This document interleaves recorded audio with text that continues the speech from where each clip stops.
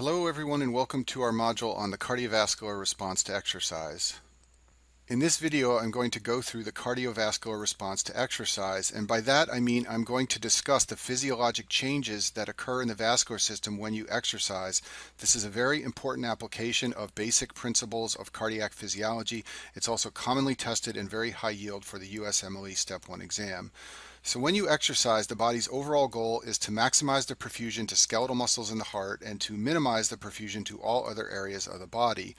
The initiator for this response is muscle hypoxia. When you begin exercising, your tissue beds in your muscles become hypoxic, and that triggers the body's response.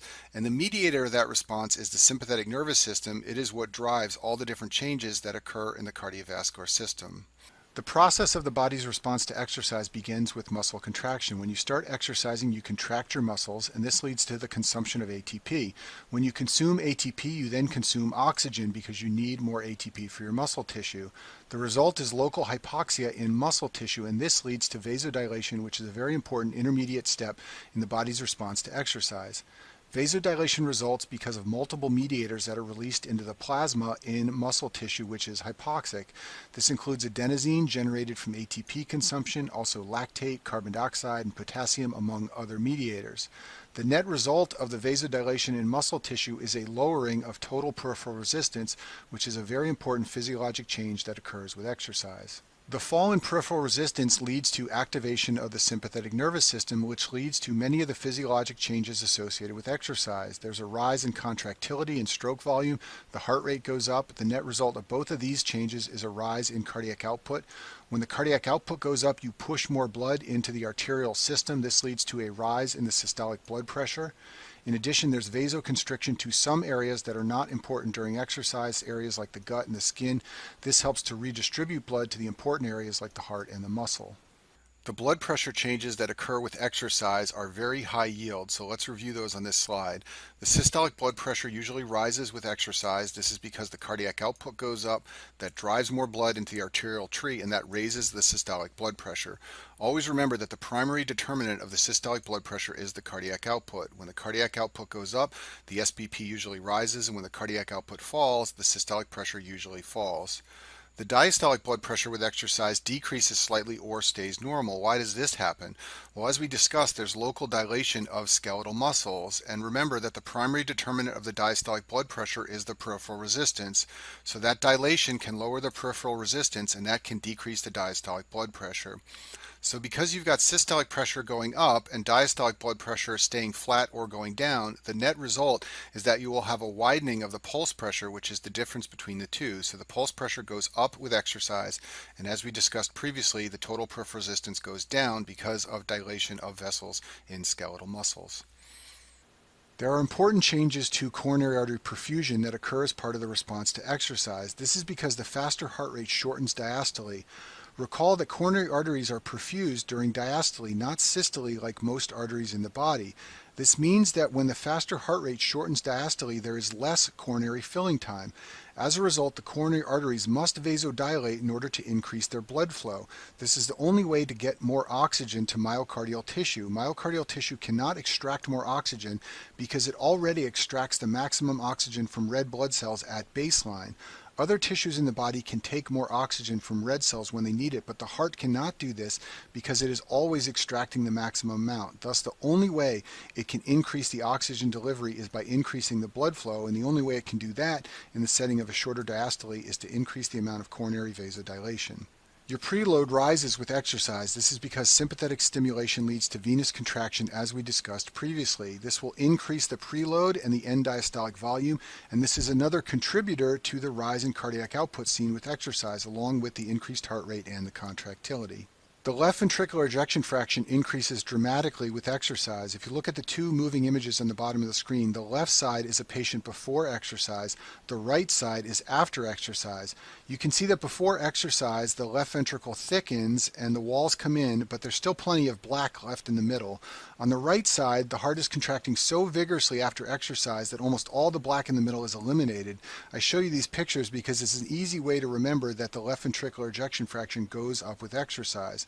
The reason this happens is because there's more vigorous contraction in the setting of exercise and sympathetic stimulation. The major impact is decreasing the end systolic volume as a result of increased contractility. There's minor changes on the end diastolic volume. The reason is because there's more preload, which tends to raise the end diastolic volume. However, there's less filling at fast heart rates. Thus, the change in the end diastolic volume tends to be relatively minor and somewhat variable. However, the ejection fraction, if you look at the top right side of the screen, is dictated by the end diastolic volume minus the end systolic volume over the end diastolic volume. So if the end systolic volume goes way down, it will make the EF go way up by this equation. There's one additional concept in cardiac physiology that we haven't discussed yet, and it's particularly important in exercise, and that's the concept of lucitropia. Lucitropia is myocardial relaxation. It's the opposite of contractility. Contractility is how vigorously the walls of the left ventricle come together to push blood out of the ventricle into the aorta in systole. Lucitropia is how vigorously the walls of the left ventricle come apart in diastole. When they come apart, they suck in blood and raise the preload, which raises the cardiac output.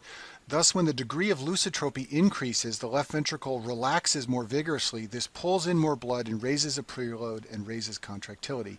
And just like contractility, lucitropia is increased with exercise. This contributes to the increased preload seen with exercise, which leads to the rise in cardiac output.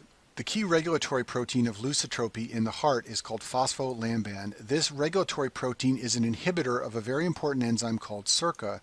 Circa stands for the sarcoplasmic reticulum calcium ATPase, and this enzyme regulates lucitropia in ventricular myocytes. To understand this, imagine we have the sarcoplasmic reticulum inside a ventricular myocyte. In order for relaxation to occur, the sarcoplasmic reticulum must pull calcium from the cytosol so that the myocyte can relax. Circa facilitates uptake of calcium from the cytosol into the sarcoplasmic reticulum, and it is normally inhibited by phospholamban.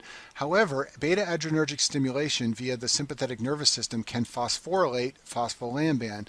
This makes it stop inhibiting Circa, and it allows Circa to take up calcium more vigorously out of myocytes in the left ventricle. This leads to more rapid and more vigorous relaxation and an increase in lucitropia. Here's a picture to make this more clear. Here's Circa in the membrane of the sarcoplasmic reticulum. It is normally inhibited by phospholamban.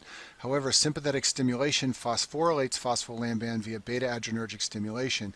This inactivates phospholamban. It relieves the inhibitory effect. It allows Circa to take up more calcium, and thus there is more vigorous relaxation of the left ventricle.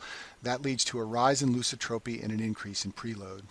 I'll finish this video with this concept map, which summarizes all the changes that occur in exercise that you need to know for the Step 1 exam. So when exercise begins, this leads to muscle hypoxia, which causes vasodilation. Vasodilation lowers the TPR, it lowers the afterload, and that activates the sympathetic nervous system. In addition, the lowering of afterload can decrease the diastolic blood pressure. At this point, the sympathetic nervous system becomes the mediator for all the physiologic changes that occur with exercise.